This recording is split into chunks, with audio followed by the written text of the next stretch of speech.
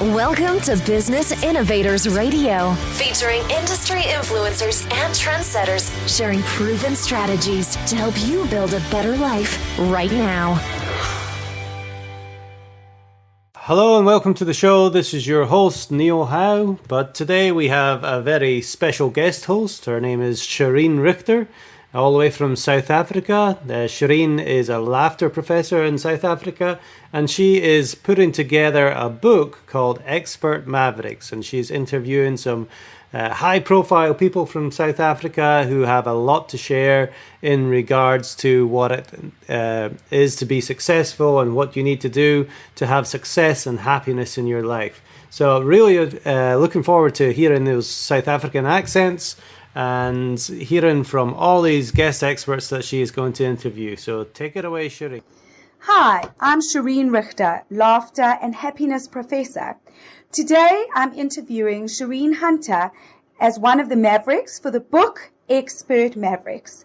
Shereen is currently the CEO of the Hunter Group of Companies, and it's the founder of It's Not About Me, which is a non-profit project and movement. She has started numerous successful companies and has had a career in the corporate world for 20 years, but always had a heartbeat for community. Let's hear her maverick story of how she managed to marry business and community in such a successful way. Hi, Shereen. Good morning, Shereen. Thank you for having me. And thank you for being here, such an incredible maverick as yourself. In your mind, Shereen, what does maverick mean to you? You've done so many incredible things. What does it actually mean for you? Well, I think the essence of maverick really is the thing that comes to mind for everybody, somebody who's unconventional and who does things in a certain way. But certainly for me, a maverick would be somebody who is almost in a constant state of dissatisfaction. Because for any real change to occur, you sort of need to be unhappy with the way things are. So when you say challenge status quo, sometimes for me that can have a very negative connotation. I prefer to think of it along the lines of let's relook at it. Let's have a different angle, and is there a better way of doing it? To me, that sort of winds up the essence of maverick. That's a very amazing description of it, and one that I haven't heard before. And what's so cool about it is that it allows you to push boundaries, and it will allow all of us, if we think of a maverick in that way, to actually be a maverick. We all need to change the status quo. We can never grow if we keep staying the same. Well, I think that's the thing. And I mean, when you start pushing boundaries, I think you have to do it in a diplomatic way and a way that is respectful to the community around you. It's not necessarily to say that it's not being done the right way. It may just be a moment of illumination to say, I haven't considered that point of view, or possibly there is an opportunity that I haven't seen yet. And so most of the resistance to doing things differently comes from the point that people become quite defensive. So I think part of being a maverick is to master the art of communication in terms of how you present your objections in business, in community, and socially. I think that's very key, because we can be mavericks and we can do things differently, but if we don't communicate it or get buy-in from people, often that falls away and we don't succeed or we don't achieve success. Well, exactly. If you don't master the craft of communication, then in how you present your ideas is the stumbling block, because people will stop right there. If they don't like the way you're saying it or they're not hearing it correctly, they can't move beyond that point intellectually or academically. They can't look at it with a critical view. So for me, a big part of being successful as somebody who thinks differently is in how I communicate with people. And how did you learn these communication skills? Did you do a course on it? Was it inherent within you? Was it something you built over the years? I think a big part of the foundation was training at a young age. I was a Rotary Exchange student in 1993. So the year preceding that, there was quite a lot of training through the Rotary Exchange program at the time. If you take it in context, before our elections in South Africa. So we were very well schooled and groomed through the Rotary Club of South Africa in terms of how we present our country diplomatically, how we speak to people, how we answer questions. And I can't deny that was definitely a building block in terms of diplomacy. that was just the building block. It was the starting point. Because when I went to Australia as an exchange student, I was definitely challenged by some very controversial people, and generally people much older than I was. I was very young, 17 years old, and sort of being faced with very hot questions about the political conditions back home. So I had to do some seriously fancy footwork, so as not to disappoint my country while wearing that Springbok blazer. But, over 13 months of being an exchange student and engaging with different people in different cultures, it really did give me the footing that I needed when I came back to South Africa and I started studying and I pursued a career. So undeniably, that it was a significant moment in my career development, for sure. And certainly having to defend your country and being 17, Absolutely. The key to doing that is really having knowledge. Knowledge is power. So having a proper understanding of what was really going on so you could defend the situation. Well, yes. And I think at 17, your knowledge is quite limited, regardless of how much people actually prepare you for the road ahead. So what became glaringly obvious to me, even in the training period before I left overseas, is that there could be 10 people lined up.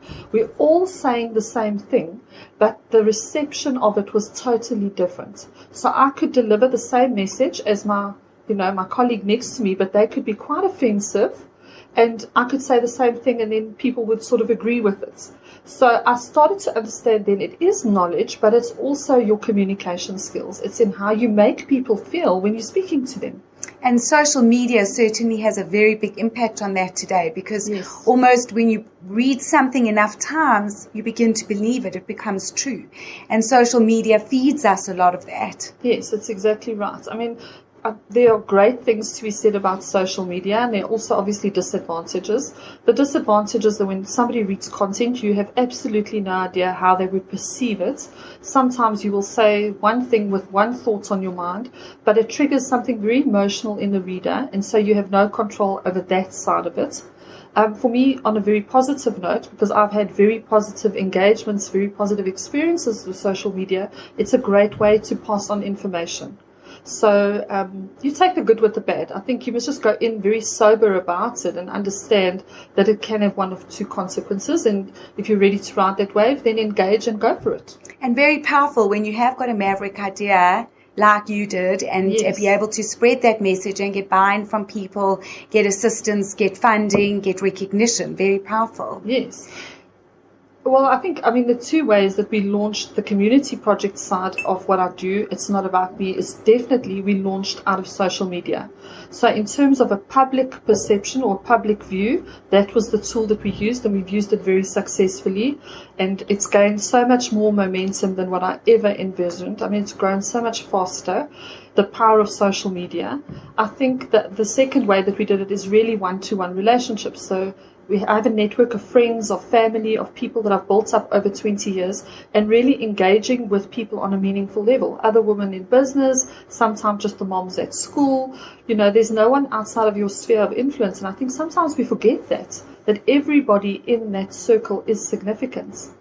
Absolutely. And you play many roles in your life. And I think I'd like to just go back to where it all began.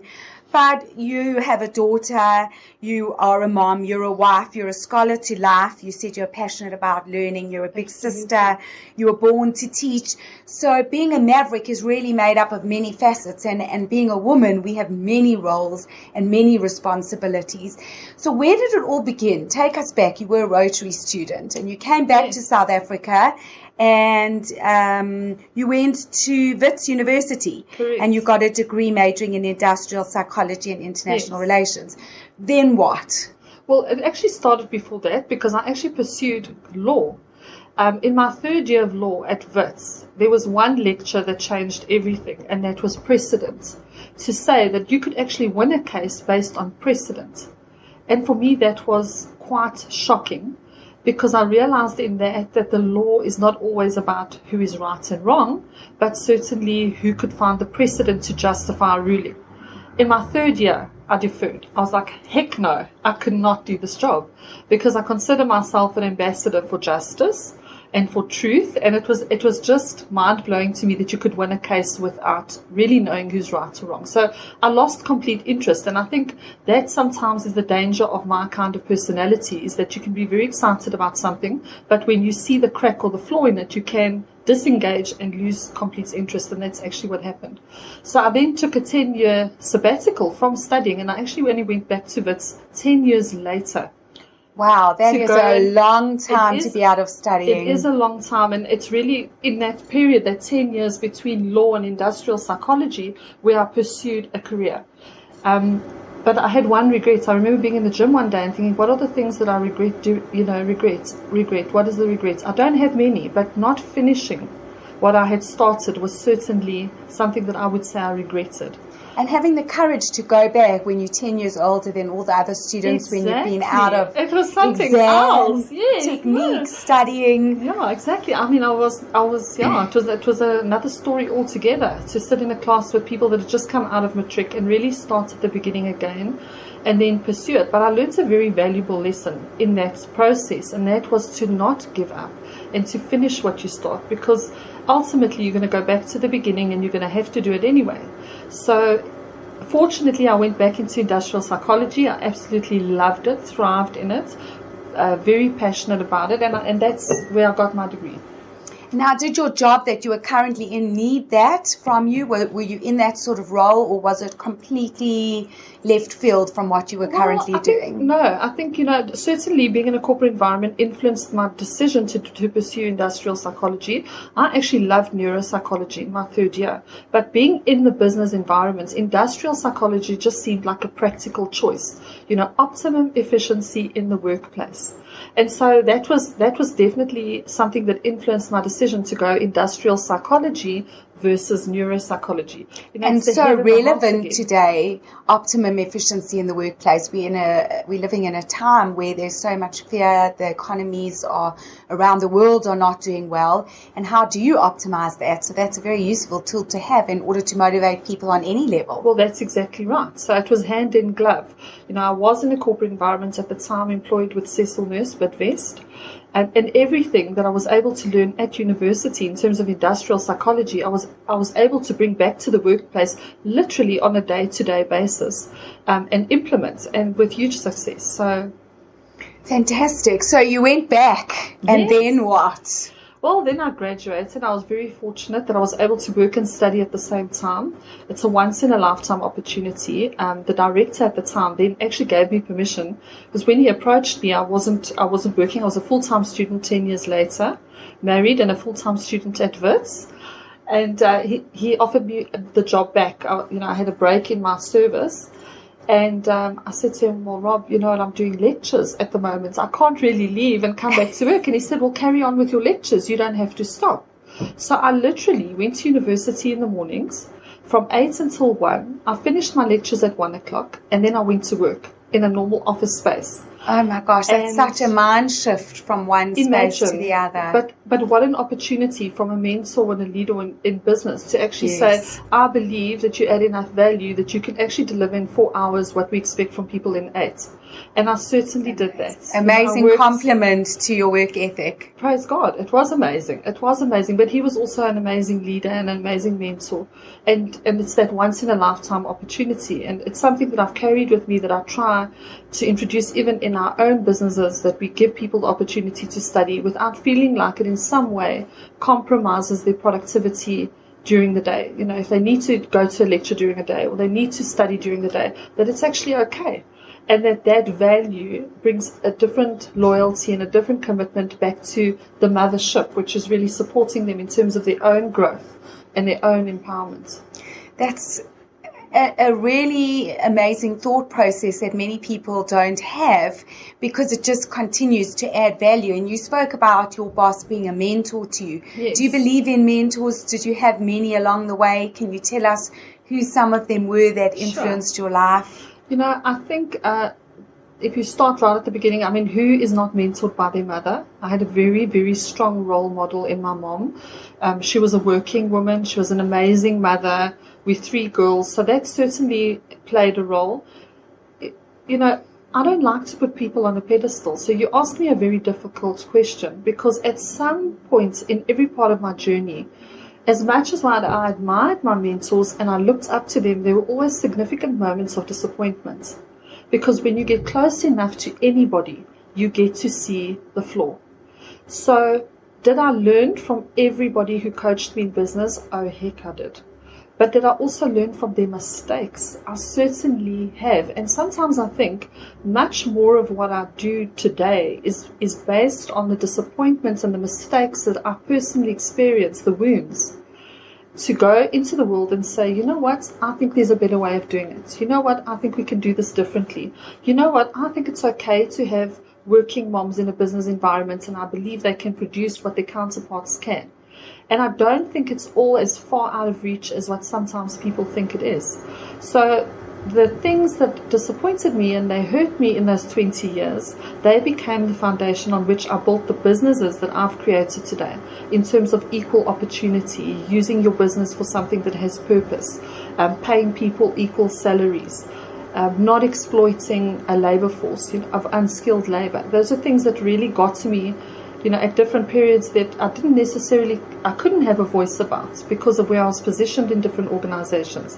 But it's so awesome today to be able to say, well, this is my business, or these are my companies, and this is what we stand for. And it produces as much, if not twice as much, as what you're seeing in industry today, because we actually care about people. And it comes back to industrial psychology, which is that optimum efficiency. What do you do to get the best out of people? And it's really very simple. You care for them. If you look after your people and you care for them and you give them the opportunities to excel, they are the most faithful and committed and wonderful people. If you spend time getting to know the people that work for you, you understand the position from which they're coming, you see a whole other dimension of productivity. That's such a profound analogy, and not one that many people hold. It's certainly something that I teach in the work that I do, is how to make people feel valued, how to make them feel happy inside, and then they are able to produce.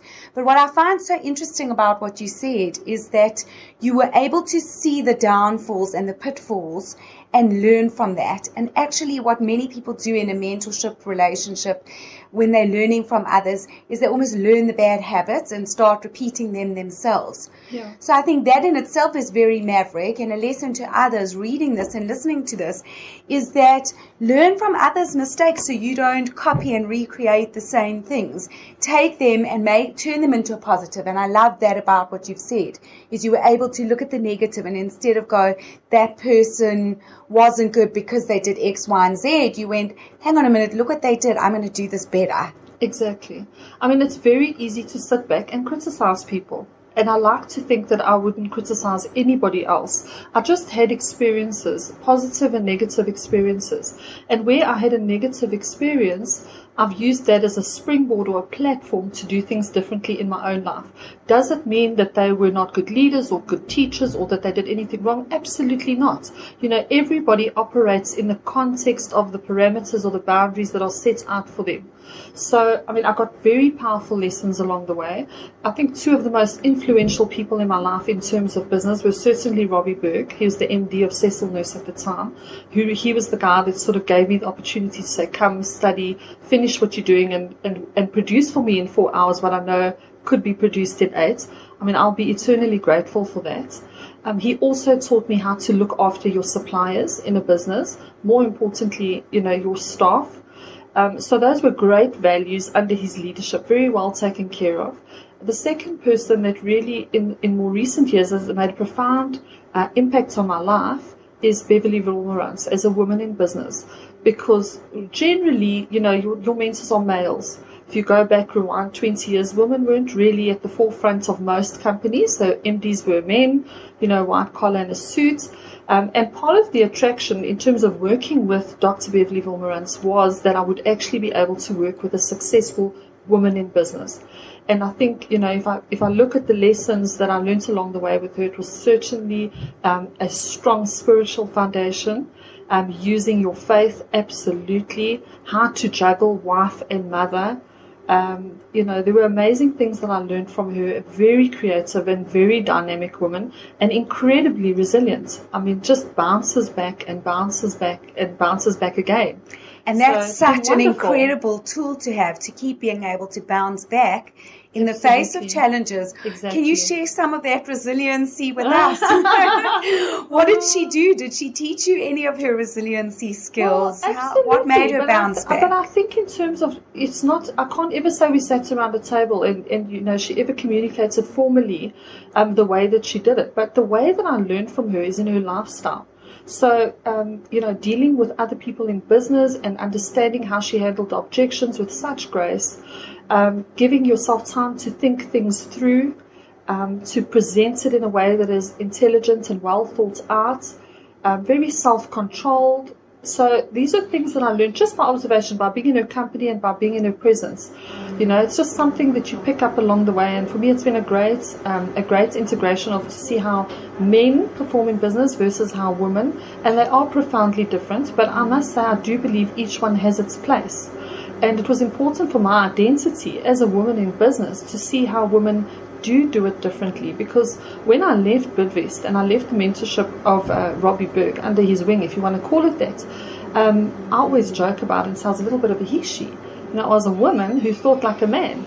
I was very tough, I was very to the point, I was very direct, you just say things as they are, and it got me to a certain point. But then to be in the company of a woman in business who dealt with things completely differently and got exactly the same result, I think it really just sort of rounded things off for me, so that from that point, when I left her mentorship, that I actually could springboard into my own businesses, and I found myself in that. It corrected a lot of behaviors that were male dominant, if I can make it sound that way, without being crazy. But there's an inherent difference between the way a woman thinks and the way a man thinks. Men are from Mars and women are from Venus. Yeah. And it's about looking at things differently. It's really not about who's right or who's wrong or which is better or not. Exactly. One is more nurturing and maybe one is more cognitive, harder processing, but both get the same results, just in a different way. Well, it is. And I remember, my thought process was there for a reason. When I was in corporate and I was generally in the company of men who were leaders in business, there were always jokes made about, oh, she's got to leave early to pick up the kids, or, she can't go to the next level, or she can't do this. There were always little jokes about women in business. Now, say what you will, they affect the way that you think. So part of my belief, and it was a false belief, was that, if I want to achieve the same success as my male counterparts, I'm going to have to make sure that I do things the same way that they do. So I modified my behavior.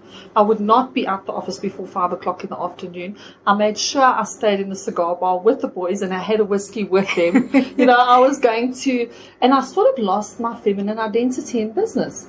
So when I then left corporate, as it were, and I actually went under Dr. Beverly's wing, I realized there's absolutely nonsense. You can leave at 5 o'clock with your head held high, your chin in the air, and go and care for your children, and you can get to the admin later in the evenings, and you can still produce everything else. So it definitely helped me to find myself as a woman in business, rather than trying to not compete really, but to compare at a masculine level. So for women in the corporate environment today, trying to break the glass ceiling or the mold, absolutely, or trying to find their identity and having to, because many women in the corporate world feel that. Exactly. And we're almost embarrassed to say, my kid's sick, I need to go to the doctor, or, I have to be at that soccer game today because that soccer game's really important. What advice would you give them? And do you feel that the world is changing in terms of remote working, having internet, having accessibility wherever you are? For a mom, maybe at 9 o'clock, you'd be able to be your most productive when your kids are actually in bed. Exactly. Do you think there's a big shift out there? If you haven't seen the shift, I think you're left behind. And this is the exciting part about all the companies that I've created, is that there are equal opportunities for working mothers and fathers. Because sometimes it's dad who wants to go to the soccer game that's embarrassed to say, do you mind if I take an hour off? It's not always mom. Or it's dad who says, I need to give my son a lift to the dentist. And to give people the freedom in a work environment to be able to be a great spouse and a wonderful parent, how do you not get the best out of those people? They are fiercely faithful to you. That I've never really had to give people time off work during work or over a weekend where they've not made up that time. It's the total opposite, in fact. The more flexible you are with people, and obviously within boundaries, the more flexible you are and the more tolerant you are, the more you treat people, honestly, Shereen, the way that you would like to be treated, coming back to the things that grieved me in a work environment. I actually had to give up a career in corporate when I had my daughter in my 30s, thinking, well, if I'm going to have a baby now, I can't do this anymore. What nonsense. What nonsense. I actually took a total left turn and I could have actually carried on straight. But there was a lesson in that left turn. There was mentorship with Dr. Bev. It was finding my identity in business, finding my identity as a wife, as a new wife at the time, finding my identity as a mother, and then actually getting back on the horse in my own businesses and say, okay, if we're going to do this. And I want to attract talented women who may be married, but they may not be married. They may have children, but they may not have children. And there's a place in my businesses for everybody. Whether you're a mother or a father, or you're single, or you're divorced, or you're married, who cares? At the end of the day, if you have God's grace on your life, and you have great ideas, and you are passionate and committed, and you can exercise due diligence, then here's a place that you can grow. And that has attracted an amazing team of people around me. I can just tell you now, thank God for them every day. Because the one question people ask me all the time is, Shereen, how do you do all of these things? And my answer is always the same. It's not about me.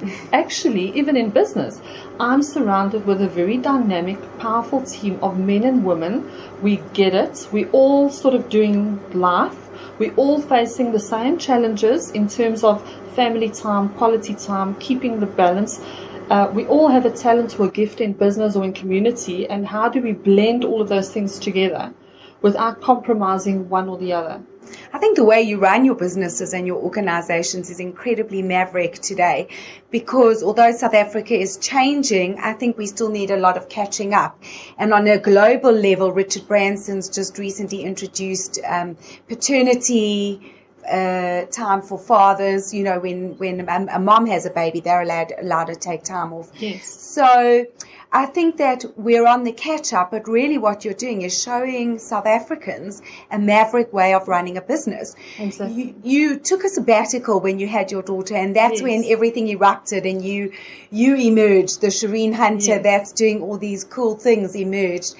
Tell us about some of your companies, what you do, how you impact the world, how you change people's lives. Share with us what you've done. Well, I always joke and I say, community is really my passion, and then I have a day job. So I would say, the thing at the moment that has really captured my attention in terms of business would be Hunter Group, and I mentor leaders. So my passion was from a very young age, and actually before I went to school, so I can't even say it's something that was influenced by a school teacher, because I never went to nursery school. I was always teacher. I always wanted to teach people long before I ever had a school teacher. So, coming back to the beginning of things, what I do today through referral and word of mouth largely has been the success of my business, is to actually go and talk to other leaders to say, look, my business has plateaued, or I need to grow, but I don't know how. I want someone to come into my business and shake the tree. I want somebody to come and say, there's an opportunity that you haven't seen, or maybe you should do it differently. So my day job is really, through Hunter Group, going into companies, coaching leaders and saying, let's look at it a different way. Let's talk eyeball to eyeball. I have my own companies. I get where you're at. I understand you have to work within your resources. Let's make this very practical. Let me give you some directorship, because I think regardless of how high you go in any organization, you always need a second person or a third or a fourth. There are very few people that surround themselves with a professional team outside of their own organization. People tend to get very tunnel vision. So they employ a level of management around them, and over time, the mistake that I see with a critical view is eventually people are telling you what you want to hear. So I like to go into organizations and tell people maybe what they don't want to hear. I'm not on your payroll. I'm not the manager. I'm going to tell you you're doing it wrong. I'm going to tell you I think there's a better way of doing it. So that's what I do in terms of strategy and coaching. And then I have my own professional team that services small to medium-sized companies, I would say, that don't necessarily have the budget to employ someone to handle their PR or their marketing or their IT or their financials or their HR. So if through the strategy I see a big gap and they don't have a professional person in that organization to fill that gap, then they can actually execute that part of the strategy through group. We actually give them that support for a temporary period of time until they can either employ someone that they can afford or until we've corrected the wrong within that business. So that's really the big part of what I do on a day-to-day basis. And then there's your heartbeat, as yes, you said. Exactly. I love the way you put that. Yes. I have a heartbeat for communities. So yes. Tell us about your heartbeat. Well, my heartbeat is about really just activating people. So I had 2 moments of illumination in my career. The one is that if I am successful, then I have the resources to do the things that I want to do. So if I want to feed a child, if I want to help an older person, if I want to buy somebody school books, if I want to give a person a bursary, I need to be successful in my own right to be able to offer that. You can only share what you have.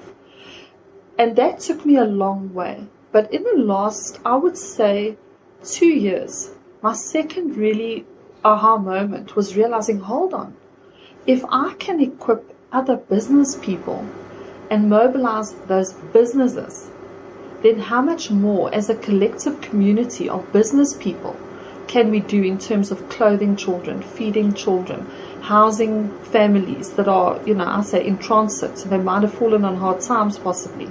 So that was the second thing, and it led into the business that I have today. Is when I mentor and I coach leaders, I say to them, what are you doing for the community? We cannot have a conversation about your business without at least having the conversation about what is your purpose. Surely there's more to this than making money, because one thing I know, coming back from industrial psychology, money does not equal job satisfaction. There needs to be a bigger element going on. And so it's been amazing for me to be able to work with different business people and say, come on, we're a business, we're a community of business people. Let's do something as a collective. There's no competition here. It's collaboration. I don't mind if we're doing exactly the same thing. Let's join hands, join arms. Let's forget color, age, religion, church. I could care less. Let's just do something together. And then that obviously you're referring to, it's not about me. Yes, exactly. And so tell us about this organization, It's Not About Me. This is what you do. You help grow businesses. This is what I do. Well, no, I don't help grow businesses through It's Not About Me. Yes. But what I do is I speak to business owners and say, what are you doing? Now, sometimes they're not doing anything and they actually become a part of what we're doing through It's Not About Me, and I'll explain that in a moment. And other times they then get activated in their community. But essentially what It's Not About Me is we are the conduit between where there is a need in the community and the resources. So I'm a great spokesperson for bringing resource. I can speak to business owners and say, we have a family is in need. We have a home that is burnt down. Whatever it is, wherever the need is, that's the need. And I'm a voice into a business community to say, are you doing something, or would you be interested in actually being involved in this particular project? So I'm really the middle person in the middle. So I attract a lot of resources through just chatting to people, and then I pass those resources on into various communities across the board. I can't tell you that it's just children or it's just old people.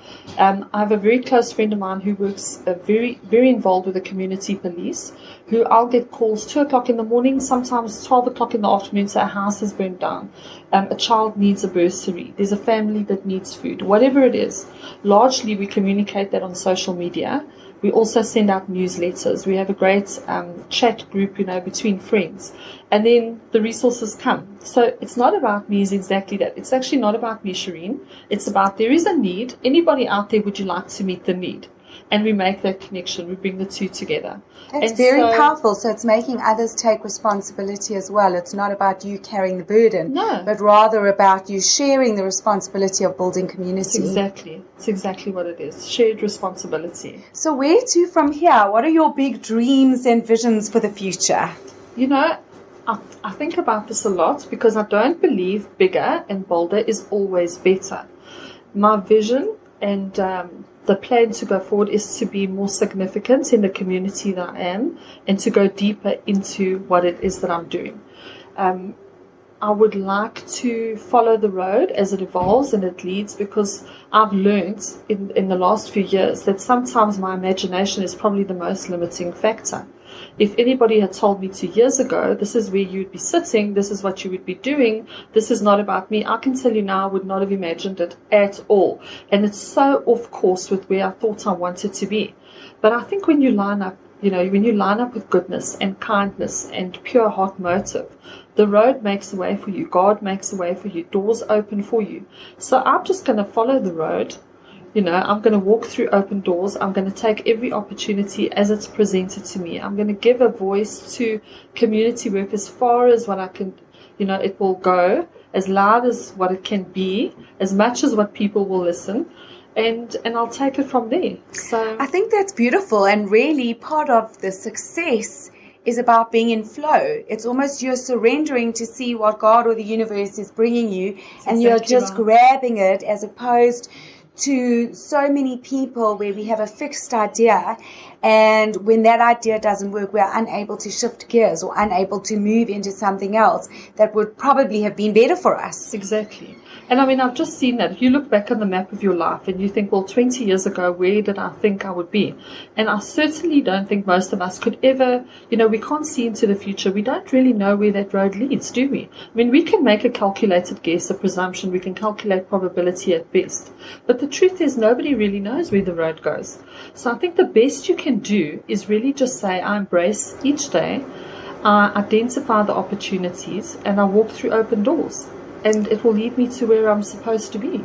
That is absolutely beautiful. Do you have 5 mantras or 5 values that you live by that you can share with others who are wanting to be mavericks, who want to change their lives, who want to shift into something different? What should they hold close to their heart? What should they live by? The first thing I would say to anybody who has a vision is start. We make it so complicated, and it's not complicated. I would say think less and do more. Follow your heart. If you have patience, which is another thing that you need to pursue when you're following a vision, and you prepare to actually follow the process over time, I do think that you end up where you need to be. So, thirdly, I would say it's a very spiritual principle, and it really is what you're all about, Shereen, is the joy of the Lord is your strength. Follow the things that bring you joy. Because there's nothing worse than feeling like you're sitting at a job 20 years down the line and being absolutely miserable and dying with a dream inside of you. So keep your joy, identify the things in your life that bring you joy, stay close to them, identify the source of things that actually make you unhappy, avoid them, move around them. I think those are incredibly profound. There's a saying that I love, don't die with your music in you, yes, which is really about living your passion. Exactly. And people are stuck in fear and often really scared to do that. And what you've said is just start. I think the biggest stumbling block is starting. Exactly. And we do complicate things and make things seem more difficult. Be patient. It takes time. Now, somebody said the other day, an overnight success took 5 years. Sometimes we look at somebody in their moment at the top of their mountain and you think, well, I'm never going to be there. And it might take 20 years to the top of your mountain. And it might take 2 years, or it might take 40 years. At the end of the day, does it really matter if you stay close to your joy and if you have the strength? And at the end of the day, if that was your dream and that was your summit, don't compare it to everybody else's dream and everybody else's summit. If your summit is being an amazing mom and never working a day in your life, well, good for you. If your summit is having an amazing community project and making a difference to children, well, good for you. Stop comparing yourself with the person who's next to you. Be honest with yourself about what it is that your vision is, and then be patient in pursuing that. I think people don't feel fulfilled because we're always searching for the next goal or looking at what the next person has achieved. And what you've said is really important, because if we're present and we celebrate the moments, the little victories, that's when we'll feel feel worthy and fulfilled. Exactly. Shereen, it's been an absolute pleasure hearing your story and your visions and your profound advice. To end, what do you hold in your heart? What is your message to the world? What can people take back from this story of Shereen Hunter, the amazing Maverick who, person by person, is changing the world? I think that is start changing the world person by person. Don't try to eat the elephant. Take it one bite at a time. Feed one child. Hug one person. Do one thing right. Take it little by little. Not everything in one day. It's okay for things to take time. Try not to compare yourself with other people. If you think about anything, think about it's not about me. Make it about the work and not about yourself. Because if you're not making it about yourself, then you're not comparing yourself with other people. You're not doing things because of how they affect you or how you might look in the public eye. If you love your work, then make it about your work, whatever that work is, whether it's raising your kids or being a good wife or being a great career woman, and align yourself with people who share the same values. I can't think of anything more important than that. Align yourself in business and community work with people who share the same heartbeat. I know it's quite difficult, but try and work in companies where there is a value system and there is that flexibility. Free will is a gift to us all. We can use it any which way we like. You can choose a lot of where you end up. I love that. Using free will, using choice, and it's not about me. Yeah, exactly. Thank you, Shereen, for the honor and the privilege and for sharing all your wisdom. Thank you. It's a pleasure. And there you have it. What an excellent interview. Thank you to our guest interviewer, Shereen Richter. She's interviewing people for her book, Expert Mavericks, which is going to be released later this year. We're looking forward to more interviews from Shereen, but until then, like and share, and we'll see you next time on the show. Thanks for listening to Business Innovators Radio. To hear all episodes featuring leading industry influencers and trendsetters, visit us online at businessinnovatorsradio.com today.